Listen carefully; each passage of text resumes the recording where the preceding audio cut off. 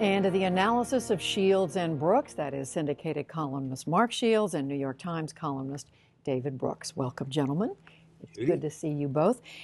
David, 3 days after Mitt Romney won New Hampshire, what shape is he in? He's been taking some heat on his former business career. How's he doing? He's been taking some heat, and he hasn't been doing particularly well. He's been taking heat on the one issue that I do think he is actually vulnerable on, and that's Bain Capital. And I don't say that on the merits. I think, in general, Bain Capital and private equity in general do a lot more good for the economy than they do harm. Nonetheless, A, there's the political perception. If ever Wall Street and financial guys are out of favor, this is the moment. And B, he has not been particularly good at responding. He hasn't told a very good and swift story about what Bain did and how it turned people around. He's had some, I think, overly broad rebuttals. It's, if you attack Bain, if you attack LBOs, you're attacking capitalism. Well, that's not true. I mean, there's good capitalism and there's bad capitalism, and he should really have a story to tell about what we did. And then people just may just not think he's our kind of capitalist. They might like the capitalist who builds a company, who loves a product, who's Steve Jobs kind of guy, who you know where he lives. But the LBO guys are moving from company to company. Leverage buyout. The leverage buyout people. And so you may just make people feel uncomfortable. So I do think this whole issue, this whole Bain issue, while I think he's right on the merits, is a political vulnerability. So, Mark, does that mean that Newt Gingrich and Rick Perry have been successful, done a good job of going after him on this? I don't know if they've exploited it, Judy, but there certainly is a real problem here.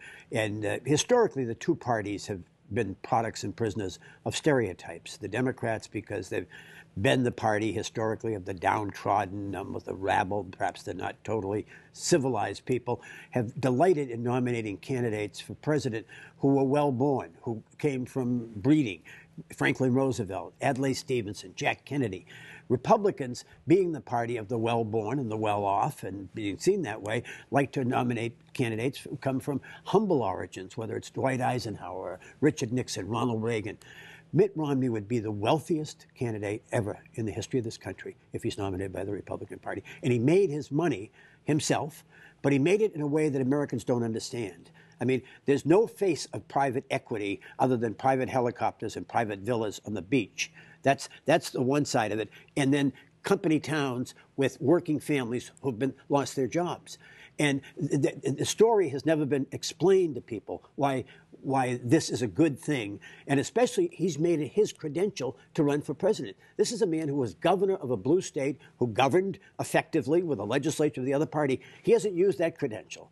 He's used the credential of, I'm a business guy, and therefore this is open. I agree with David. He has not been agile, and he's not been convincing in the way he's handled it, and try to say, oh, it's an attack of envy, or it's an attack on the capitalistic system. That is not the response. He has to answer it. But he's running these ads now. We showed a clip of one of them, David. He is fighting back. Could these attacks by other Republicans, though, be doing him a favor by getting him in the practice of defending what he did? Right. I think he needs to give a Jeremiah Wright speech. I'm not sure this is as serious yet, but it could be. It's clearly the chief vulnerability. The White House or the Obama campaign has already issued a 4-page memo sort of jumping on the criticism. And so I think he needs to give a speech and say, this is what I did, this is why it was valuable for the country. And as I say, the studies show that when these private equity firms come in general, what they do is they do fire people when they take over a firm. But then over the long run, because they've improved the health and they have every incentive to improve the health of a company, they do tend to increase employment in the long term.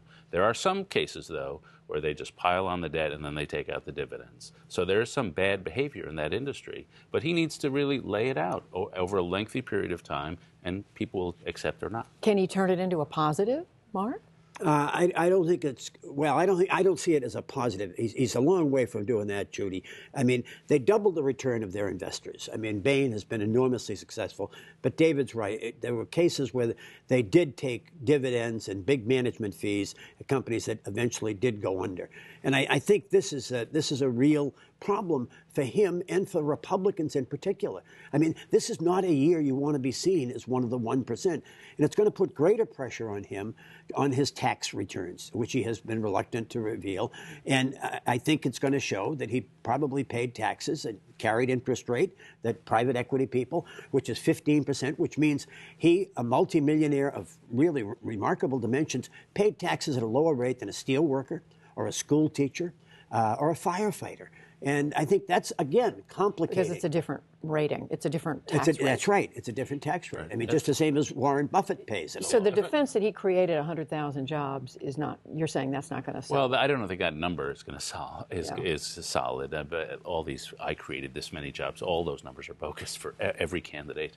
But the sense that his company and his deals did do good on net, I think that's a pretty strong case. Of course he had failures. Capitalism is about failures. What the companies do is create churn. They do create creative destruction, and there are real losers in these cases. And he's got to explain his feelings about that and his feelings about the eventual gain. He's got to really lay himself out there. I should say, though, I think it's a vulnerability. I'm not positive about that.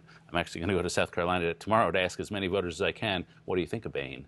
Because we can impute to people the view that they really don't like financiers and private equity people, but it's not clear so far from the polling, and it's also not clear from the other Republican candidates who today seem to be backing off some of this stuff.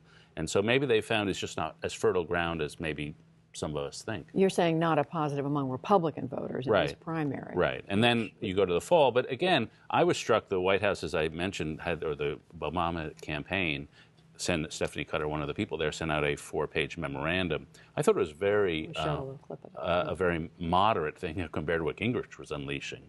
And for the Obama campaign, it's obviously going to be a big issue in the fall. But they do not want to seem anti-business either. They've got the downside potential as well. Well, meanwhile, Mark, a group of social conservatives, evangelicals, are putting a meeting together in Texas this weekend. And we're told what they're doing is looking for a conservative alternative to Romney. Did anybody show them the calendar, Julie? I mean, you're a candidate, okay? And you've been at the Rotary Club shaking hands in Keokuk, Iowa.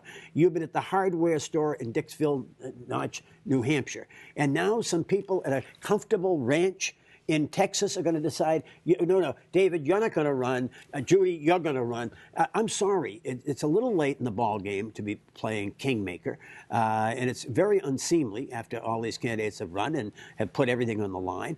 And they missed what happened in 2008. Did they not learn anything from South Carolina when Fred Thompson's entry cost Mike Huckabee winning South Carolina, and John McCain won South Carolina and Florida the following week and won the nomination with it? I don't understand who they think their kid was. This is why Oliver Stone and Ron Paul are wrong about everything, because elites are never smart enough to run a conspiracy. These backroom deals, they're always too stupid to do it, to pull it off. But if it is so late, David, why are they doing it? Well, they have a dream that all the candidates have a dream. The dream is it's going to be me and Romney one-on-one. But they all have the same dream, so none of them are getting out. And so they're all waiting for the other people to say, okay, you can be the one-on-one guy. And so none of them want to get out. Presumably probably not even after South Carolina, maybe after Florida, they'll start dropping out. Then it could be too late, could well be too late. There's only one candidate other than Mitt Romney who increased his vote from between Iowa and New Hampshire, Ron Paul. And as long as Ron Paul is in the race, just say Ron Paul gets 25%, which is about what he gets.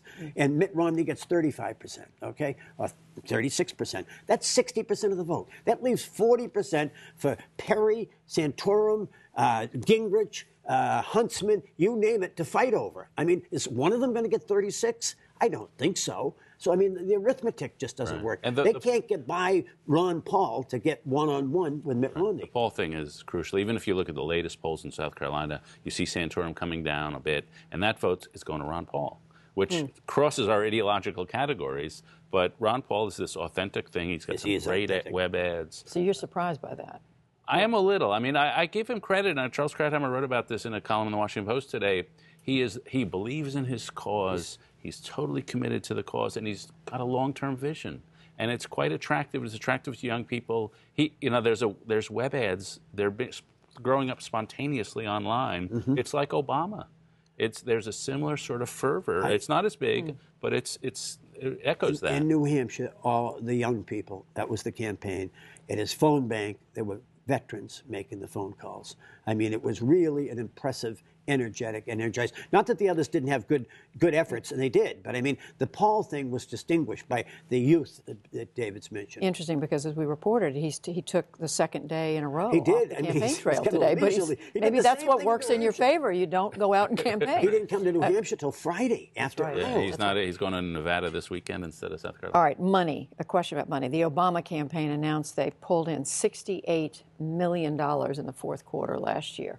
Mark, that sounds like a lot of money compared to what, I mean, I guess the Romney people took in $24 million in the It same does sound like a quarter. lot of money. It is a lot of money, but it's not 2008. 2008, Barack Obama had an enormous spending advantage over John McCain.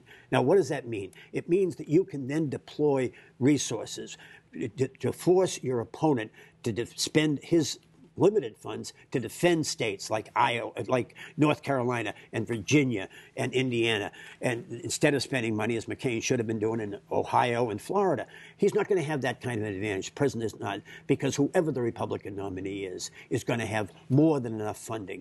And so because we're off of public financing, the campaign is going to be privately financed, and there will be more than adequate funds for the Republicans. You agree with that?